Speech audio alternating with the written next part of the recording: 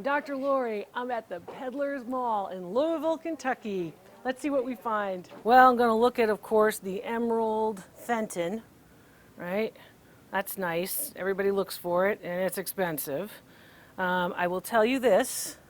What don't I like about it? I don't like that label there. That label doesn't belong there. It was never put there. Somebody re-put it there, okay? It would have been on the underside, or it would have been at the bottom of the body. That means that label, which says Fenton on it, would have been under here, or it would have been over here. So that's a problem, that the label got moved, because now you start to question it. But I do think it's definitely Fenton. They want $35 for it, which is not unusual for that. It is expensive. It's worth about $50, so I could see why they want that. And that's okay. I also will say that it's in beautiful shape. There's no inclusions, there's no scratches, no abrasions, no problems with them. And there's two of them. So maybe you could get a deal on the fact that you want to buy both, because you want to buy both of those. The Moonstone Hobnail, I like Hobnail. I've always liked Hobnail. This one's clear. It's got, of course, looks like a moonstone. Of course, that sort of see-through, whitish color, whitish clear color. This is $24. The hobnails are not all that close together. It's a good idea to put your hand there and then to see how close together the hobnails are. I like them very close together. This one doesn't have that. I think it's worth about $35. So, you're getting $10 off of this. Still a bargain. But that's a nice piece, unmarked. But the telltale sign is, again, the moonstone area. This area right here looks like a moonstone. The gemstones that you see in rings and other places. It has that same sort of look to it. So I do like this, but it's not worth $24.50. It's worth $35. So I would probably pick that up, but only if I had a collection of this.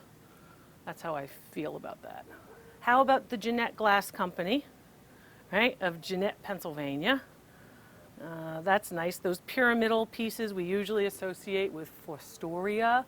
Jeannette Glass also makes these, and this is the creamer. Look at how small and diminutive, how delicate and pretty that creamer is. And then you also have, of course, the sugar bowl, which is an open sugar bowl. That one is a pink Jeannette piece. And that's the set. I like the set. Looks like the set is $18.50. So that set is $40 all the time. I'd take it for $18.50. I'm leaving it here for you. I'm leaving it here for you. I'm also leaving here for you. You may not recognize it, but I want you to start to get familiar with glass that looks like this. So this is Czech glass. This made by a company named Ergerman. You can see it. It's really a nice piece. And this piece is Czechoslovakian. Look at this. It's called Cut to Clear. It's a cruet. It's small, probably for oil or vinegar. Probably more oil. Look at the stag. Look at the trees jumping over the fence. If I were to move it, you're not only going to see, again, the stopper that's the same match, but this lovely ruby glass with a attached clear handle. You've got this area here that's decorative too. It's really nicely done, I have to say. It's really very nicely done. And then this side has a little house, a little building, more trees, and this repeated decoration around the neck. That's a nice piece.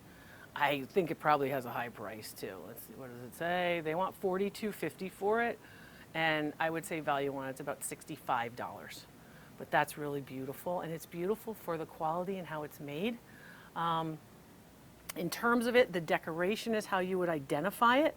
To find the decoration, this cutting away of the ruby glass. This red glass is made by introducing gold into the glass making process and then cutting away the decorative elements. That's beautiful. I wish there were two. I wish there were two. Because then you'd have the set, but you don't have the set. I'm going to move this. And as I move this, I want to talk a little bit about enamel glass, and that's this example over here. This enamel glass, paper thin, so lightweight, gilded, hand painted, little bit of etching, really very, very nice. Doesn't look like it's been used heavily. It's been used a little bit because you can see the green has gone very, very light, a little bit of brown residue on the interior here. But that's a really nice piece. I wish we had the pair, because typically these would be used as luminaires. They'd be on either side of a mantle. So this piece, you can see, again, just so lightweight, very Victorian. So this piece dates late 1800s, early 1900s, and you can see the back of it. Details like this one. This one is 10 inches. And right here, even without the pair, they want 45 bucks. Now, I will say that that's a fair price for it. This particular piece, I have to say, is really quite beautiful. I think even without the pair, you could get $60 for that. That's gorgeous, and there are not a lot of them around. Because it's so thin, let me show you how thin it is from the top.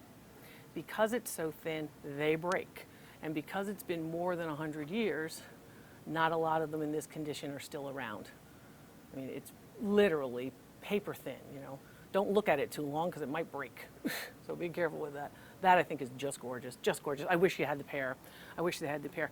I also wish you had the full set, speaking of gorgeous, of this Austrian piece. This is a nice early 20th century piece, a pot. Sorry to move things, but I want you to see the decoration on the front.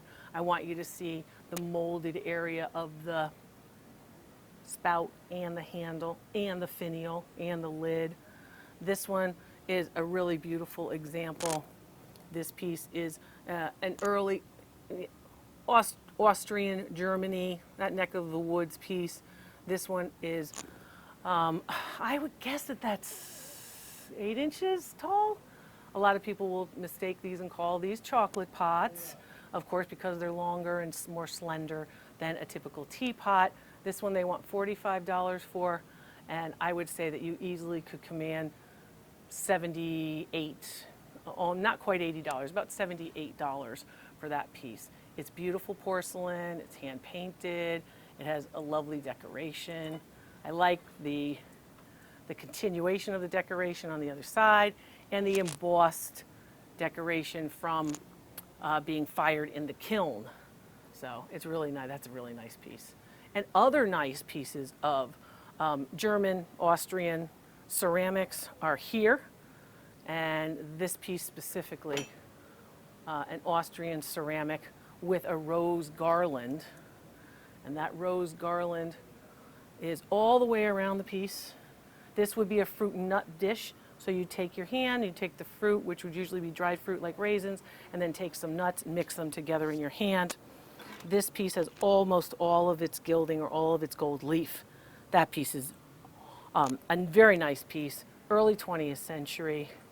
And you see here the break, they're supposed to have a break. So the gold isn't supposed to go all the way around. There's a break here, there's a break here, there's a break there. You can see that as you look at that nice piece. So Austrian ceramics here, along with some really nice glass. I like all of these pieces. Why do I like them? First of all, they have more of a bright white color for the body than a beige or a brown color. A lot of the pieces that come out of parts of Poland and such don't have that bright white color. Usually it's more of sort of a chalky gray or a brown beige. You don't want that. You don't want that in American. You don't want in American ceramics. You don't want that in European ceramics either. Let's see if we've got a mark on this. Unmarked. So we go by the design. I go by the design. I also go by the form. So I know that you're not seeing in this time period too many American manufacturers making a delicate form like that. So that's really quite nice. And the thickness, there's a whole lot of gold here. That also wouldn't happen in an American design of that time period. What do they want for that? They want 24? If I read that right and they want $24.50 for that, I would say that piece is easily worth 40 as well. So we found some bargains here. We found some bargains. I will say very quickly, I do care what kind of glass cake plate you're looking at, but here's a cake plate and there's a cake plate, and I'll tell you what, for me, I take cake plates, because cake plates, they take the cake, ha ha ha. So, but here, all kidding aside, the cake plates are really quite nice too, and they're always good to have around. This one, of course, to me, has a nice pattern. It's just pressed glass. You can see the pressed decoration, but I do like this area, which is going to hold the cake, as opposed to a piece like this one where the cake could just slip right off. So I like them both. I think they're both nice. cake plates. I don't think they're a lot to write home about. They're not asking all that much for them. They're asking $28 for them. I would say if you can get them maybe on a coupon day or a senior day or something like that for $25 each, take them. I found some rare and beautiful glass pieces here.